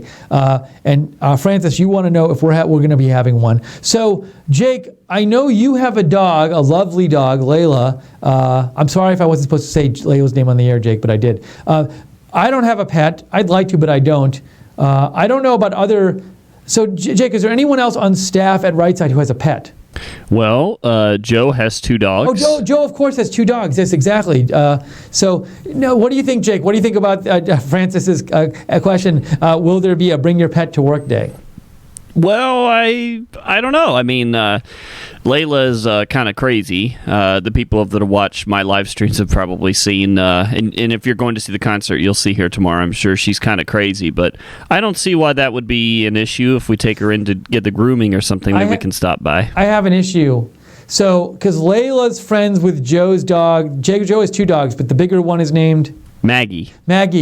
And Layla and Maggie are very friendly, but I feel like if they like to run around, and if they come into the office, they will destroy everything in the office when they run around. Yes, it will be chaotic and it will be disastrous. So yes, I don't think we're not going to have I don't think that's going to happen. Yes, unfortunately. So, but it was a good suggestion, Francis. Thank you. Let's see. We have another message here. Why is it that when I open this one, how do I go to the next one? There we go. This is from Ernie. Ernie says, Steve, I think Sarah Huckabee Sanders did great. I think she should tag team with Sean. Makes for a good mix, Ernie. Yeah, I like, as I said before, as my voice cracks, because it's every day, I think seeing the same person every single day, it can get a little stale, and I think I agree with you. I think it's nice to have a change once in a while, Ernie. I agree with you. So, thanks, Ernie, for writing in. Steve, I'm also going to point out that Carl Peterson and Vita Hoffman have went ahead and claimed the Man of God hats because we've gotten emails from them first. Okay, so Carl and Vita did, and also now I know Mid-American, put Mid-American down for a Man of God hat because Mid-American said he was going to donate and send in the money. So yeah, if you want one of those Man of God hats, write us that we got by accident. Jake, do you want to bring one of those in real quick? That'd be awesome. Thank you. I didn't even say please. I'm such a bad person. So once again, we got shipped a box of Man of God hats by accident, and the Man of God person who ordered those hats got some of our hats. But so we have them now. We're going to give them away, but we're going to require you to pay postage. Oh, Carl Peterson donated $10 and said, "Please sign my Man of God hat now. I did send an email. Thank you." RSBN Trump Nation. Jake, do we have a marker out there? I'll sign this hat right now for Carl Peterson. Yes. On the air. So we got these hats by accident, but we don't want to just throw them away. They're nicely made hats, and so we're going to let you have them if you pay for postage, because we're not going to go broke paying for postage for hats that we didn't actually order. But we'll tell you how much the postage is. Carl, your postage is paid for because you just donated $10. I will say if you donate $10, that's cover postage. So Carl, I am signing this hat right now. Let me show you the hat. I'm going to sign it right here. Steve. My signature is messy, but you can tell it me. There's my signature. Jake will sign this when he's in the office, so I just signed this. We're not going to sign all of them, though, because then this will become a giant time suck, which in theory we'd love, but we're so busy here that we... Oh, Vida's calling in. Oh, great. Okay. Vida, you're calling in. It's Vita, Steve. It's Vita. Oh, I thought you said Vita in a previous message to me, and clearly I'm misremembering. I thought you had said like it's Vita like vitamin or something like that. So I'm crazy. Yeah. I'm misremembering. Yeah, it's like VETA. Okay, thank you. So yell at me next time I say it wrong. So Vita, thank you for calling in. So what did you want to call in about today? I'm just proud that I got my Man of God hat. Oh, so you claimed your hat and you're excited. Here it is again. I'm happy for you that you got one. Way to go. And I know you're a loyal viewer, so you deserve one. Everybody deserves one, but you especially deserve one, Vita. Thank you. Vita, where are you calling from, by the way? Albuquerque, New Mexico. Awesome. And Vita, I'm guessing, did you see some of the briefing today? Yeah, I watched all of it today. Yeah. So did you have any thoughts? Did you think Sarah Sanders did a good job? Same as Spicer? Any specific feedback you had on that? I think Sarah did a great job. The only thing that I think is that the press room was very low from having journalists there. So I just think that, there could have been more people there. I think that they want to be there when Sean's there so that way they can, go after him. Ah. And now maybe some of them took the day off because it was Friday too. Although it seems, Vita, it does seem very strange that I know Sean Spicer's done briefings before. I've never seen a Sean Spicer briefing this empty, and it's odd to me that no way, Steve, because just because it's Friday, there was lots of people there on One Question Fridays, and so I do think it's just because Sarah's there. Oh, now, remind me, Vita, by the way, this One Question Friday thing, is that something Sean Spicer had said? I have a vague recollection of something like that. Was that something referred to before? No, I think it was only a Sean Spicer thing because he gets tired of answering question after question after question. But did he specifically say One Question Friday at some point? I think he did a long time ago, but I can't remember. Yeah, I think maybe he did, and maybe that's why they were calling it Two Question Friday today or something like that. Or maybe, I don't know. Anyways. Maybe. So cool. Well, Vita, thank you for calling in. We'll put a hat aside for you. Appreciate you being a loyal viewer, and thank you so much. Thank you, too. Thanks. That was Vita. I will pronounce it right from now on. Also, Mid-American donated $11. Thank you, Mid-American. And I think, Mid-American, you said something like, I got to sign your hat now. So, hey, Jake, I think I need another hat, please, because Mid-American... Take the one... Well, Steve, I think the problem here is that we only have the two hats, right? Isn't that correct? No, doesn't Joe have the rest of them at his place? We'll have to find out, but I'm pretty sure we only have the two. I think we had sent the other ones back that we had gotten. No way. I think so. So that's why I was saying this I could think be a giant disaster. Yes, I think Carl and Vita have claimed them. There's no fair way to do this because Carl's donated, Vita's donated, and Mid-American, I think, was the first person who asked, and we said to Mid-American, we'll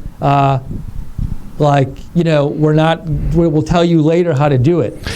So we've put ourselves in a pickle now. See, I was under the impression we had all. Can you text Joe and find out if we still have any more of the hats? I'll find out, and if we don't have any more, then we'll work something out for Mid-American. Okay, we will. So, but Mid-American, we'll figure this out, and then hopefully we'll get you a hat sooner rather than later, and I'll sign it. But how about this, Jake? How about I sign the other one now, just to sign it? Because Mid-American did request it. I think Jake's going to get it. All right, I'm going to sign the other one now, and then Jake will sign them later. So here's it. I hope we have the rest of these. We had a whole box of them, but we might have had to send them back. Although, maybe we'll steal Brandon's. Brandon will be mad at us. We gave one to Brandon. Actually, did we give one to Brandon as a joke? I can't remember. No, Brandon had a right side hat. I don't think Brandon has one of these. Not to say it would be a joke to have the hat. My point is, like, we might have given it to him before he even asked for it. So, my understanding is I remember Brandon taking a right side hat and not a Man of God hat. All right, so we have this. I'm signing this one. Fine. This was the messier signature, sorry. Okay. I hope we have the rest of the hats. We'll figure it out. Sorry, guys. See, now we try to do something nice, and now everybody's going to be angry at us. So sad. We'll figure it out. Okay, there's some more messages here. Dave Ranke said, I'm a huge fan of you guys. I watch from South Africa all the time. Reineke. Thank you, Dave. So we had Dave from South Africa watching today. We had someone from the Netherlands who wrote earlier. I can't remember the name. That's really cool. Worldwide. I'm glad you're enjoying Right Side. Keck sent a photo in, and Keck says, I hope there's tort reform soon. They also need to make a hospital's paymaster public. This repeal is a good first step, but I feel they should move on to tax reform. We can walk and chew gum at the same time. And you also, Keck sent in a meme, a photo of somebody wearing a right side hat. I'm sorry if I don't know what the reference is for this. Wearing a Make America Great Again hat and lots of like Keck frogs / lizards on them. Or Peppy frog, Keck frog, whatever you call it, green lizards on them. Thank you, Keck. Let's see here. There's some more messages I wanted to get to.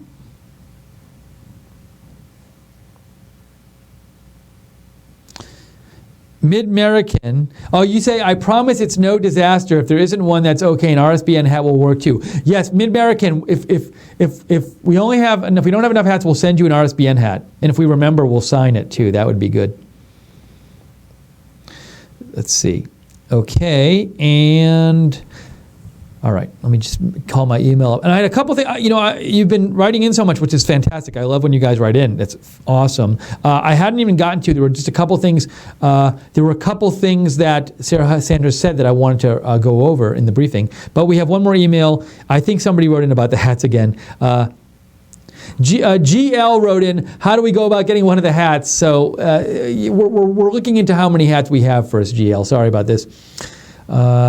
Also wanted to clarify something. I've used the name Common Sense on here since 2015, but I am not the person using the name Common_Sense. I tried to change the from name on my outgoing emails to no, this is Glenn, all right, I tried to change the from name on my outgoing emails to no avail. It still shows my emails as being from GL. Sorry for any confusion this may have caused. And this is Glenn and Lana. Okay, so yeah, I'm gonna just call it GL because that's the outgoing name, but thank you for the clarification.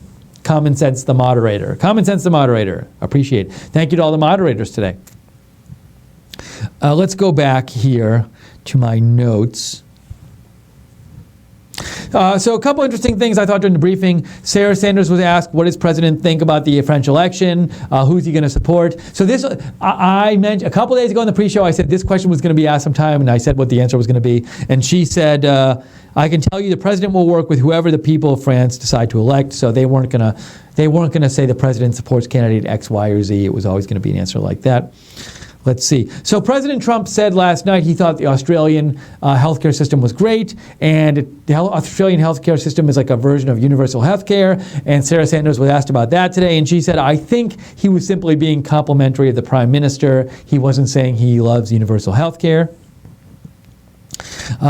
Sarah Sanders said that the White House expects some changes in the healthcare bill in the Senate, but the main pillars will remain the same.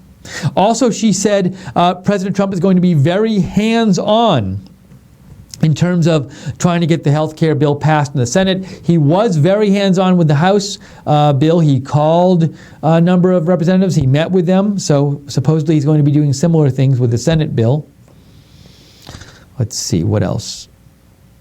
I think those are all the big notes I had written down.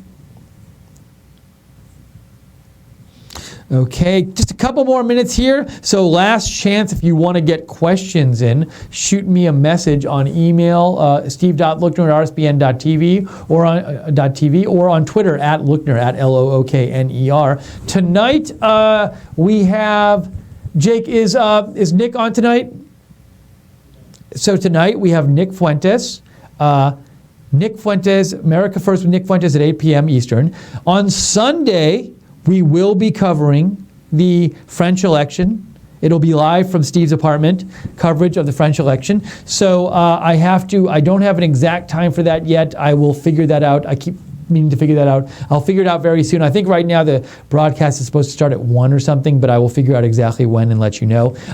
To be informed of what's going on here at Right Side, up to the minute, follow us on Twitter at RSB Network. You can follow me on Twitter at Lookner, and you can follow Jake on Twitter at JacobRSBN Music. Also, subscribe to us on YouTube, please, if you haven't, and click the notifications bell so you get notified of all of the videos right when they get posted. Okay, cool. And also, so we're going to do a little thing here. This was Jake's suggestion, which I think is a good suggestion. So we're going to just spend a couple minutes here. We're going to end in about 5 minutes. But since the chat, I have the chat here. If anyone in the chat has any questions, ask away, because I'm now looking at the chat now. For the last couple of minutes, we will take questions for the chat. You can ask them of Jake, too, if you'd like. So I am now looking at the chat, and I know there's a little bit of a delay. Now, someone mentioned, Jake, that it's Nick's last day, but it's not necessarily his permanent last day. I thought he was taking some time off for exams. Am I wrong about this, Jake? Do we not know? We will be making that announcement later, and he will tonight on his show. Oh, oops, I might have jumped the gun. So Nick will talk about it on his show tonight, and we'll talk about it later. Okay, let's see. So for the Nick stuff, the Nick comments, you might want to watch his show tonight. So again, if you have any questions, Jason Thornton says late night with Lookner. It won't be late night on Sunday, though, because the French polls will close at like 1 p.m. our time, Jason, so it'll be around 1 p.m., I think. Question, Jake, whatever happened to Wayne Dupree? Jake, I'm going to forward this one to you. Well, I'm not really sure. I mean, he's not gone.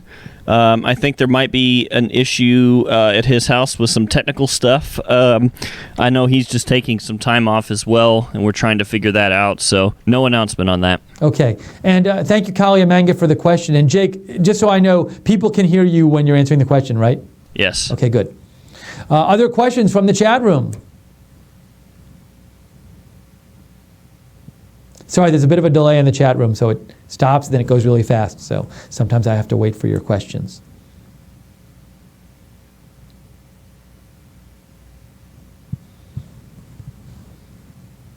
I'm just going to do this while I wait.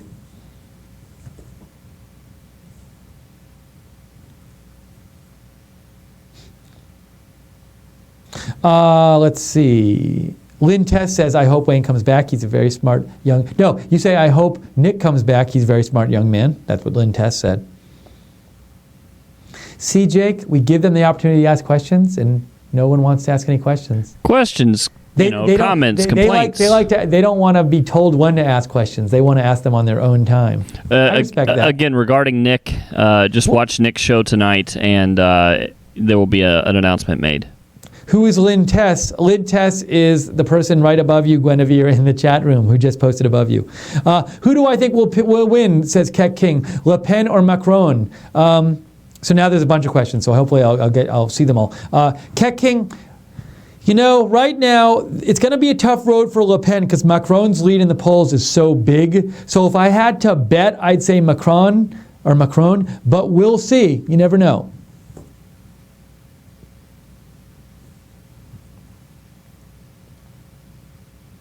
We have about 2 minutes here, by the way. If anyone has any last questions they want to get in on the chat, I can look at the chat right now thanks to Jake's handiwork. This is temporary right now. We're going to try to make this permanent. We got to get a monitor in here that we can keep in here.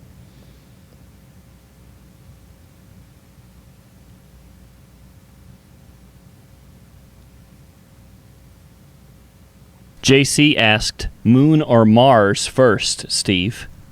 Moon or Mars first? You know what I mean in terms of going back to the moon?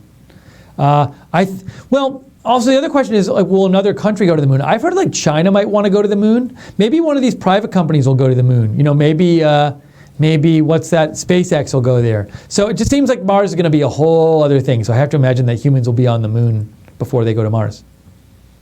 Oh, sorry, Gwen. I didn't know you were asking Lynn Tess a question. I thought you were asking like who Lynn Tess was, even though she had posted right above you. Jake, are you seeing the chat like faster than I'm seeing it? Is that what's happening? I don't know. No idea. Yeah, so Mid-American, you're saying, you make the point that this information came out recently about Macron maybe having offshore accounts he didn't reveal, and maybe that'll affect things. Who knows? Lynn Tess says, what's up with the plaid color coordination with the tie? So when I got some clothes to wear on air, because I own no clothes I could wear on air, I went to Men's Warehouse, and there was a specific person there, Sam, who was quite helpful, and I took a lot of his advice. And one thing he suggested, first of all, I like what I'm wearing. I'm not wearing something people don't make me like, but I didn't just want to wear like boring shirt and tie, like solid color, and I thought that would just look kind of lame.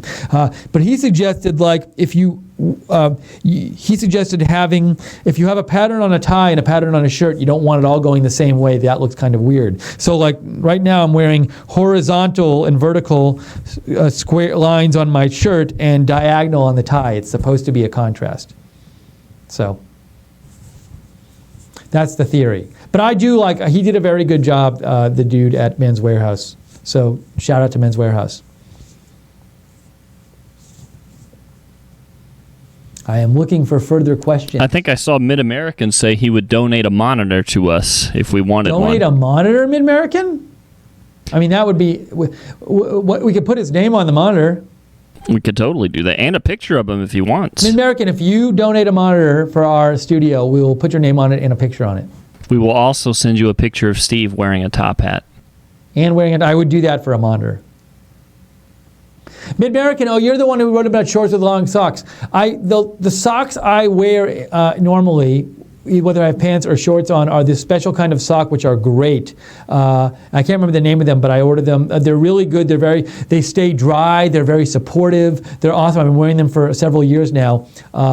And I think it's a specific type of gold toe sock. I'm not sure, but the problem is they don't make them in a short version. They only make them that I've seen in a longer version. They're not that long. They're not like knee-high 70s basketball player socks, though. So I disagree on your take that it's long socks. Oh, Lynn Noe says we should clean cookies in cache to stop chat from lagging. Well, maybe we'll try that later. Thank you, Lynn Noe. All right, we only have like a minute. We got to go here, so real quick. And normally there's a delay with the chat anyway, even it's just because you're chatting. It's something about seeing the chat on the broadcast or whatever. I don't know, but I just know normally there's definitely a delay always from when you type it to when I see it. Oh, Barbara Braley says, great idea. Tell us what you need in terms of equipment. Maybe you have something to give you. Well, in terms of equipment, really the big thing right now is the next purchase I think is going to be is a monitor for here. Because we figured out how to put the monitor, how to get the picture up on the monitor in here so I could see your chat. But now we have to. Jake is temporarily today using the monitor from one of the desks, but that needs to go right back there after. Androsova says, I heard Obama endorsed Macron. Yeah, he did. There was a video that came out yesterday or 2 days ago, where Obama endorsed Macron. Andrew, I posted it on my Twitter. I posted a link to it, I think, on my Twitter. So you can look it up there. But just Google the video and you can find it there. Steve, cash is pronounced cash. I don't know, which cash are you referring to, Mid-American? Don't know. Thank you, Liz, for the kind words. Lynn, sorry. Now we're getting, somebody said Lookner with top hats. Real Frank said Lookner with two top hats. I don't know where the top hats thing comes from.